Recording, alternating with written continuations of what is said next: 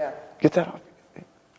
Welcome to Whiteboard Wednesday, everybody. We are going to have a great week this week. We are going to be talking about handstand push-ups. We've talked about push-ups, we've talked about ring dips. Now we're going to go upside down. And look, I'm not going to try to sell you some snake oil. I'm not going to say that I got some magic trick that's going to make you amazing at handstand push-ups. What I am going to say is, how do we talk about the position that you need to be in to gain strength? If you don't build a strength in your foundation, you'll never be able to stack layers on top of it and get your first one or get your fifth one or something like that. It has a lot to do with your hand placement, and it has a lot to do with your head placement. You almost want to take the handstand push-up and think of it like pressing a barbell. You do a push-up like this.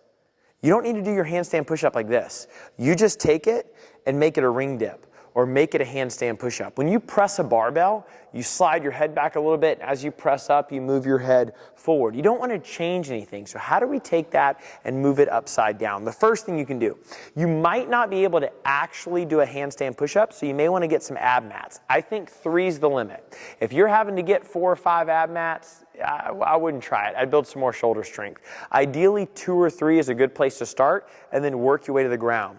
Number 2 is your hand placement. You want to think just like your push-up, that's about how far away you need to be. Then you want to think that your fingers need to be about a hand width away from the wall.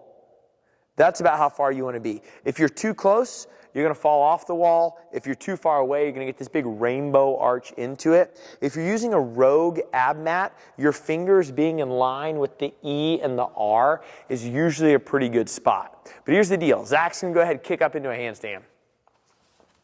Okay, now his fingers being kind of close to the wall allow his body to stay straight. If they were farther away from the wall, you would see this big rainbow, and that's a no-no. Zach's going to come down, tap the pad, and he's going to push back up. He's going to do a few in a row. I want you to look at the relationship between his head and the wall. His head goes back every time, his head goes forward every time, and done, kick down. Because what do you do with a barbell? Like I said earlier, your head is back, your head is forward, your head is back, your head is forward. These movements are just different expressions, or these exercises are just different expressions of the movement. They should look relatively the same. So let's watch that again. Zach's going to line his fingers up with the R and the E. He's going to kick up, and then he's going to come down and bring his head back, and he's going to come forward, bring his head up. And come again, let's do a few in a row. Following that rhythm, head back, head forward, head back, head forward, allows his shoulders to stay strong. You can go look at the ring dip video, you can go look at the push-up video, and done. That will allow you to carry that same strength. Now, here's the deal.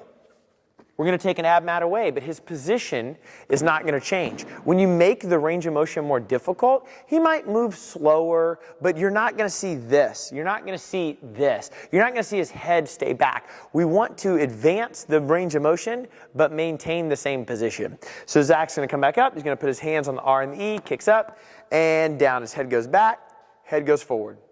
Head goes back, head goes forward. Notice there's never a bow with the body. His butt should never be touching the wall. He should be digging his heels into the wall so his body stays fairly straight, and he should be using the range of motion or the thrust of his head and shoulders to manipulate the movement. And done. So you shorten the range of motion, and that will make it a little bit easier for you.